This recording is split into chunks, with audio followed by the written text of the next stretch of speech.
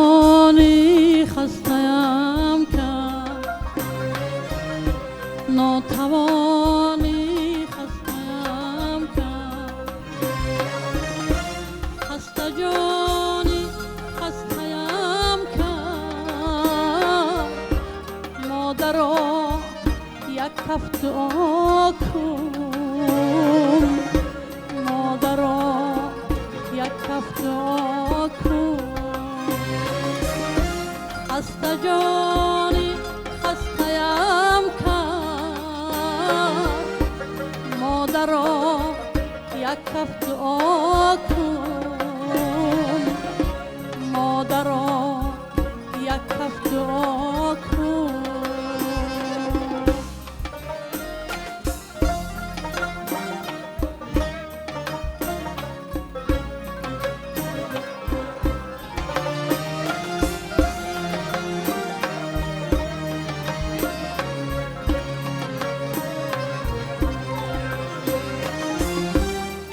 غریب افتادت را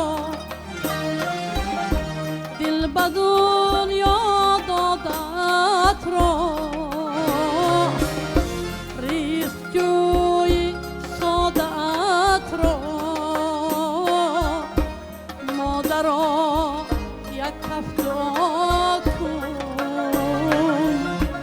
مادرا یک کف دعا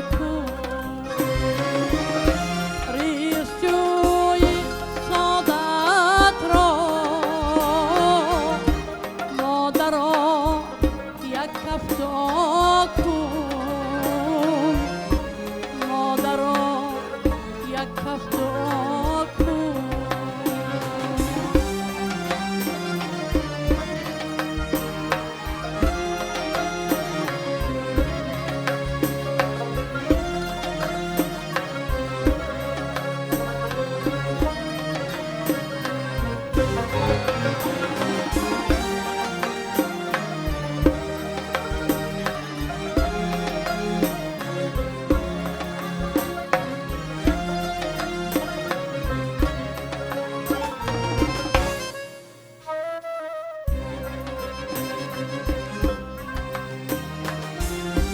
گرچه غم خوارت نگشتم، شادی نیستارت نگشتم، درد بردارت نگشتم. مادرا یک کف دعا کن، درد بردارت نگشتم. مادرا یک کف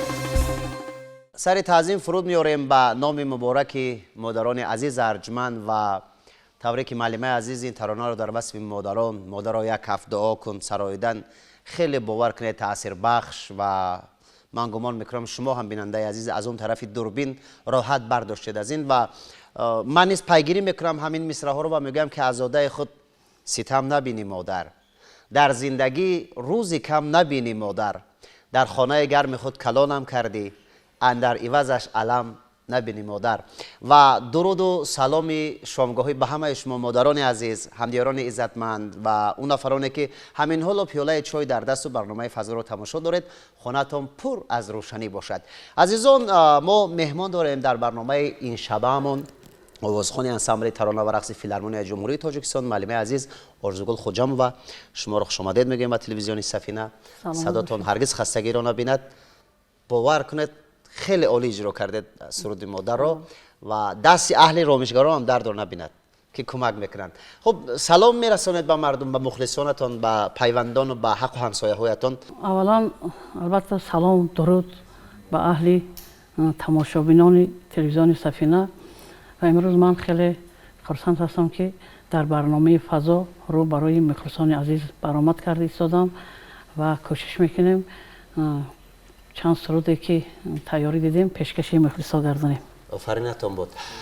نخست اطراف همین ترانه صحبت میکنیم که این ترانه چگونه آماده شده است، این ترانه رو کی برای شما آهنگ بندی کرد. باور کنید در برابر موسیقی زیبا، صدای زیبا، یک چیزی زیبا برآمد که تا هنوزم من در همون دنیا هستم. خواهش میکنم اطراف همین. سلامت باشید. تولید این سرود یک تاریخچه دارد. من 4 سال پیش در یکی از شهرهای فدراسیون روسیه سفری هنری داشتم در شهر یکترینبورگ. وقتی که ما به اون شهر رفته رسیدیم با همراهی یکی از موسیقی نوازا، من در طریق سایت فیسبوک همین شعر رو یافتم از ایجادیات یک شاعر مهاجر نصرت الله بابایف. همین 4 مصرعش من به بسیار پسند افتاد. فکر میکنم که همین شاعر برای من نوشته. این غریب افتاده را دل به دنیا داده را، رزق جوی ساده را مادر یک کفته کن. حقیقتا ما در همونجا هم مسافر بودیم هم رزق جو بودیم و با دعای مادر البته احتیاج داشتیم اونجا. بله سلامت باشید. واقعا هر قدم و هر لحظه به دعای مادران نیاز داریم و تمنا میکنیم که عمرشان دراز باشد، سلامت باشند. خب اکنون میده رشته صحبت رو پیگیری میکنیم اطراف کار و فعالیتتون، چون 1 سال باز از قریب که در تلویزیون برآمد نکردید، خب به طور زنده سرود نخوندید و اکنون اومدید که بیننده ها رو مخلصانتون رو شاد بگردانید. بند چیکار هستید در انسامبل ترانه و رقص؟ البته در انسامبل ترانه و رقص من آوازخوان هستم. تا چند سال باز فکر میکنم که انسامبل ما امروز یکی از انسامبل های بهترین در فیلارمونیا به حساب می رود، برای که در همه چاره‌بینی ها همکاری ما اشتراک میکنن و در همه موضوعی که لازم است بر سرودها تیار کرده ایستادیم و من نیز یکی از عضویت همین انسامبل کار و فعالیت در همین انسامبل دوام داده ایستادم. بسیار خوب. قدم های نخست رو شروع کرده از انسامبل ترانه و رقص؟ نه، قدم نخستین البته با دستگیری استادم خواسته زرافشانی در انسامبل گنجینه بود. در انسامبل گنجینه اون وقتا استاد زنده ما ظفر ناظموف رهبری انسامبل گنجینه را با عهده داشتن و البته استادم خواسته زرافشانی ما رو به نزد استاد بردن و استاد سرودهای ما رو گوش کردن، آواز ما رو گوش کردن و اون وقتا بسیار با استادم مانند میخوندم و کار قبول کردن از همه انسامبل گنجینه و بدتر انسامبل جوانی که خودی استادم رهبری میکردن در آنجا فعالیت کردم.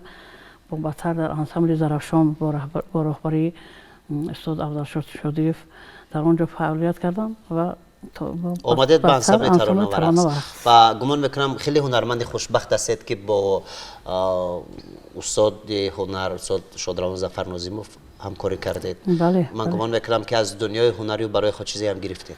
البته ما همکاری کردیم و هم فکر میکنم دعای استاد رو نیز گرفته هستیم. البته هر یک سخنی آنها برای ما درس بود. ما کوشش میکردیم که از گفتی همونا رفتار کنیم و فکر میکنم که همین استادایی که همکاری کردیم از صحبت همانها یک چنین چی گرفتیم و امروز محصول همون دعاها مصلحت‌ها بود که با این راه بحثی پر شده تا اینجا آمدید. راه خودمو کم بیش یافتیم. درست است. واقعا اکنون یک میدان خیلی فراخ است. در این میدان نه هر کس میتواند که موفق بگردد و اگر واقعا دوست بداری کسبت را، خب با گفت خودتون از پیران کار دعا بگیری، مصلحت گوش کن باشی و البته راه درست را انتخاب کنی، باور دارم که به کجای خواهیم رسید. خب یک عالم سپاس برای صحبت. و ترانه دومتون چی ترانه است؟ ترانه دوم تاجیکستان نام دارد، از اشعار یکی از شاعران خیلی جوان کهزاد فتح‌الله. بسیار خوب. کهزاد فتح‌الله را خوب میشناسیم.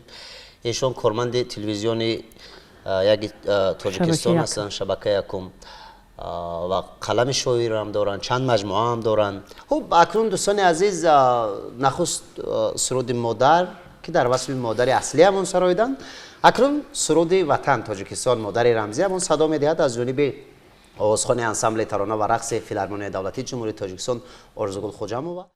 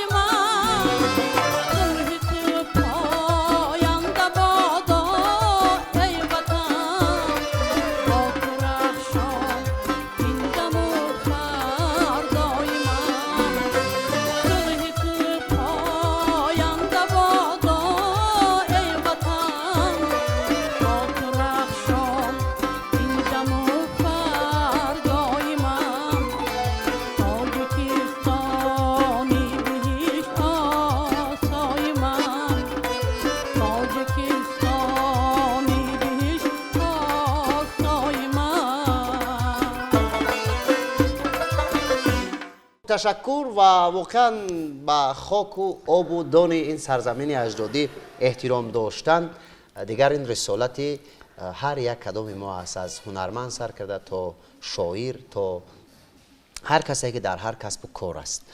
و واقعا من گمان میکنم وقتی شما در وصف تاجیکستان و یا در وصف دوشنبه شهر و یا در وصف من موضوعهای مادر وطن سرود میسرید، گمان میکنم احساساتتون دیگر میشود. بله البته.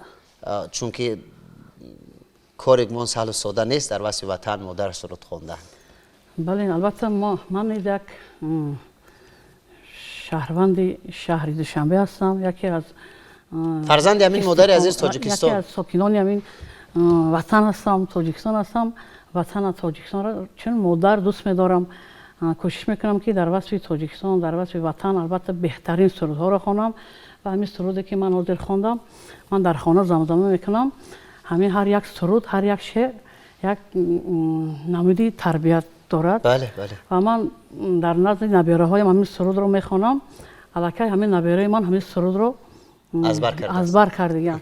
من فکر میکنم که با از نبیرهای من دیگر کودک‌ها یاد میگیرن. اینم یک مهری همون کودک‌ها رو به تاجیکستان، به وطن گرم کردن است. البته را و بدون شک در وصف وطن و مادر سرود خواندن به هنرمند الهام میآورد. بله البته. خب یک کار یک تازگی دیگر پیدا میکند.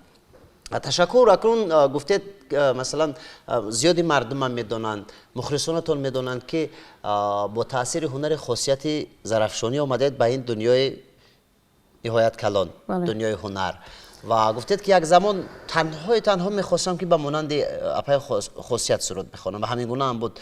و چرا خاصیت یک بار مکتب خود را که سمت خود را کشید و مکتب نو بسازید؟ چگونه بود؟ چگونه شد؟ برای مکتب کشیدن هر یک هنرمند باید که یک خیلی خیلی زحمت کشد. فکر میکنم که من نوبسته از اون که امروز کم بیش موفق هستم، هنوز من شاگردم. هنوز من حالم آموختنم در کار. بله بله. برای که در همون نشستی که با استادا میشینیم بسیار یک نشستهای خوب، صحبتهای خوب میشود. فکر میکنم که هنوز کوچک. خب چی مصلحت میدادن اپای خاصیت به شما وقتی که هنوز نو قدم گذاشتید به عالم صنعت؟ البته استادم خیلی دستگیری کردم، دانشکده صنعت تمام کردم و در انتخاب سرودها البته یاردم میکنن، دستگیری میکنن. مثلا چی میگوید مثلا در مورد این نازکی‌های صنعت که هنرمند باید چه خصلت‌ها مثلا من داشته باشد؟ آواز همه آواز دارد، نه که آواز استفاده بردن در کار. همین تا حاضر استادم میگن که شما هنوز آواز استفاده بردن نمیتونید. مقصد که از روی آواز کار نمیکنید یا که به حوصلگی میکنید. هنوز همین کمبودی‌های در روی من میگن و گرچه که من امروز مثال یک راه اسلوب خودم دارم یا که مختصر خودم دارم، هنوز استادم از من کمبودی منو مثال آشکار میکنن و کمبودی من رو حس میکنن. فقط استادم حس میکنن همین چیزا رو و من همین چیزا البته وقتی که در من میفهمونن من کوشش میکنم که اصلاح کنم. و در موضوع همین انتخاب شعر بسیار خیلی میپرسم یا که یک جا گوش کنن، البته گپ میزنن که فلان شعر فلان جاش نادرست خوندید یا که باید که این خیلی میخوندید. هنوز هم برای شما در راه صنعت کمک رسان هستن؟ بله بله. بسیار خوب. صحنه رو چگونه احساس میکنید؟ این صحنه از هنرمند چی رو طلب میکنه؟ صحنه البته از هنرمند صحنه جای مقدس است. بله. در صحنه البته وقتی که میبریم باید که ما تازه آزاده با یک دل نیت صاف صحنه بریم. برای که همین صحنه هم جای مقدس است. ما سرودهای بهترین، سخنهای بهترین به مخلصا و شنونده ها پیشنهاد میکنیم. ما باید صحنه با همیشه آزاد باشیم، با دل مردم نزدیک باشیم. نزدیک باشیم و همین مقدس بدون صحنه رو ما هر یک هنرمند باید که برای خودش حس کند، کسب کند. بله. تشکر. خب محبوب شدن آسان است و مشهور شدن؟ مشهور شدن آسانه که محبوب بودن چیزی که میگن که عالم شدن آسان، آدم شدن خیلی همه خیلی. مشهور شدن البته مشهور میشونه که محبوب شدن. وقتی که محبوب که شدی باید که عزیز خلق باشی. بله. خلق دویم تو دوست دارد. برای محبوب شدن چیکار باید کرد؟ برای محبوب شدن هنرمند من فکر میکنم که این فکر شخصی من، هر یک هنرمند برای محبوب شدن باید که پیش از همه خاکسار باشد. بله. خاکسار. وقتی که خاکسار باشی توی مردم قبول میکنن. برای محبوب بودن، محبوب شدن باید که خاکساری پیشی خود کنن و ترتیب انتظام. البته با چیزی بلند خوندنم بله. یعنی چیده از قلب مردم خواندن در بله. کار. بله. با دل مردم نزدیک خواندن در کار، خاکسار بودن در کار. نمیدونم یعنی رسالت هنرمندی رو رعایت کردن در کار. بله. تشکر. و ترانه سوم چی نام دارد؟ ترانه سوم زندگی. این هم زندگی. یک شعر از بزرگمهر تاج‌الدین. این قسم یک شاعری بله. جوان. بله بله. بسیار یک موضوع خوب. در برنامه ما هم اشتراک کردن. بزرگمهر شاعر خوب هستند و گمانم و مدعیت که بسیار اید. بله. خب بیننده های عزیز می رویم به دنیای موسیقی.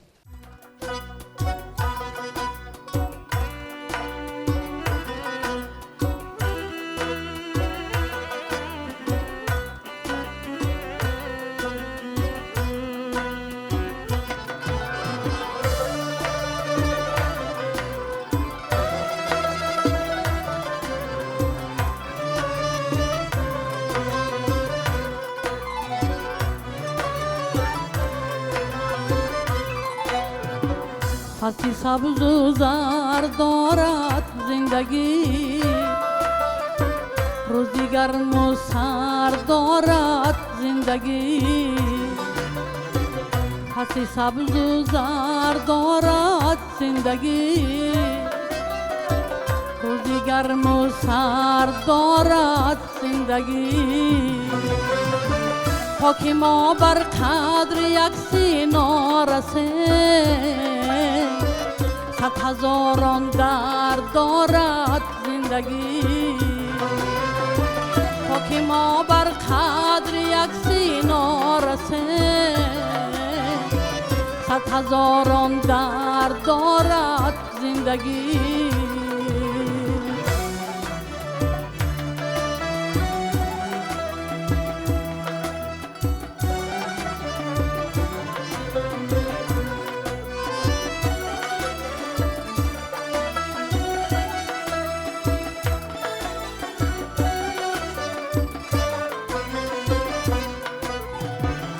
که ما فهمیم زن را خوبتر، مرد هم نامرد دارد زندگی. تا که ما فهمیم زن را خوبتر، مرد هم نامرد دارد زندگی. روی ماهش نوری پاکی شب فرو، روی راهش گرد دارد زندگی. روی ماهش نوری پاکی شب فرو، روی راهش گرد دارد زندگی.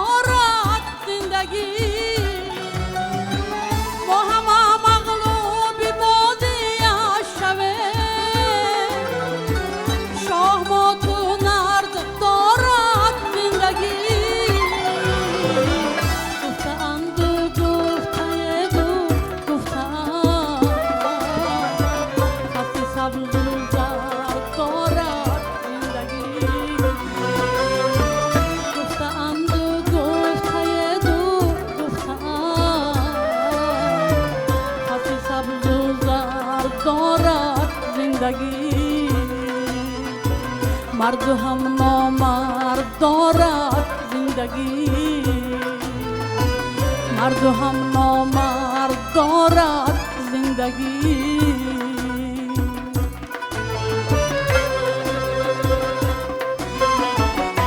خب بیننده های عزیز، هر لحظه اگر با شما سپاس بگوییم کمی اندر کم است، چون که بزرگترین نعمت وقت است. جدا میکنید و ما رو تماشا میکنید. برای شما ما وقتی خوش در روزگار و در زندگی تمنا میکنیم و برنامه ما ادامه دارد و همین حال از اپای آرزوگل خوجام و میپرسم که چندین سال سال است که روی صحنه هستند با استادای بزرگ همکاری کردند.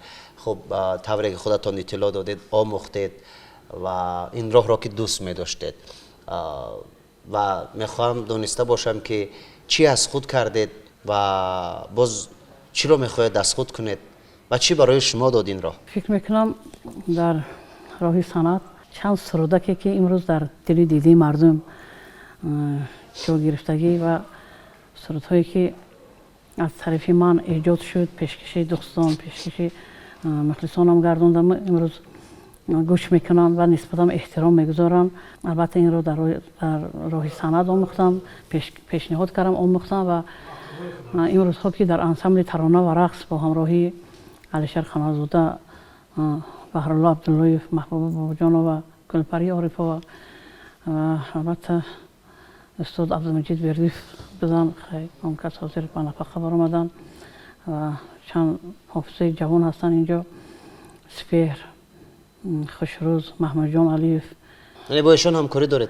البته با موسیقی نوازان اینجا سامان جان هستند، راهبری موسیقی نوازی انسمبل دولت جان، نجیب الله، دمیر جان، اکای رستم یک برای ما یک استاد هستند. البته برای همین ما، برای که البته در سن سال کلانترین هستند در انسمبل و البته از جهت کسب و کارم علاقه این کس استاد هستم و من همه اینها رو که در یک انسمبل هستیم همچون یک فرزند پدر دوست می‌دارم، احترام میکنم. هر یک سخنی که بین ما میشد البته احترام میگذارم و کوشش میکنم در آینده که اون چیزی که حالا اجرا نکردم فکر میکنم که نو وقتی کار شد، نو عقلی آدم میگیرد که بسیارتر کار کنی، بسیارتر ایجاد کنی. اما چرا که استادا ما گفتن که چیزای سبک کم خوانید، نو حس میکنیم که بسیارتر حقیقتا اون چیزی که خوندیم الکی و گذشت. باید که یک موضوعی انتخاب کنیم که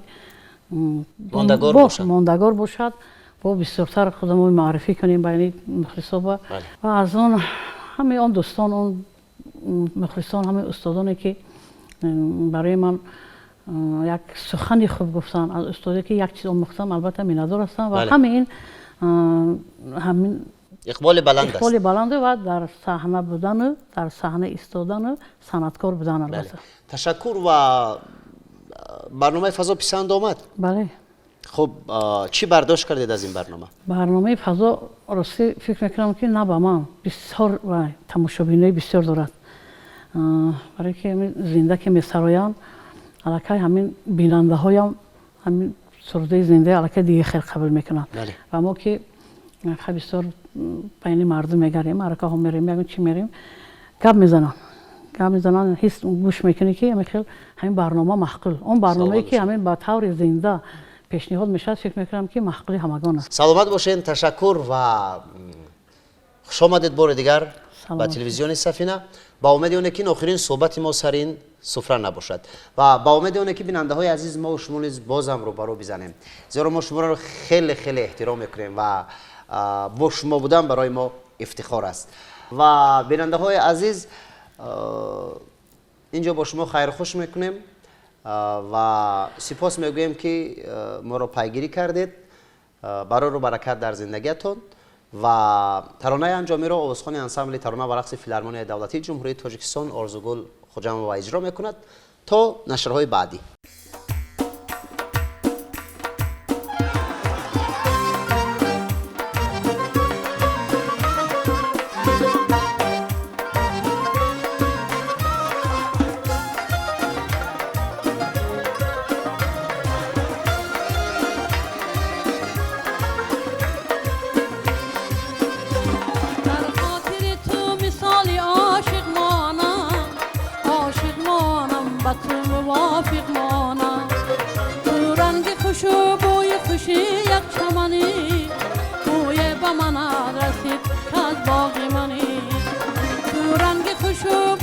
خوشی یک چمنی بوی با من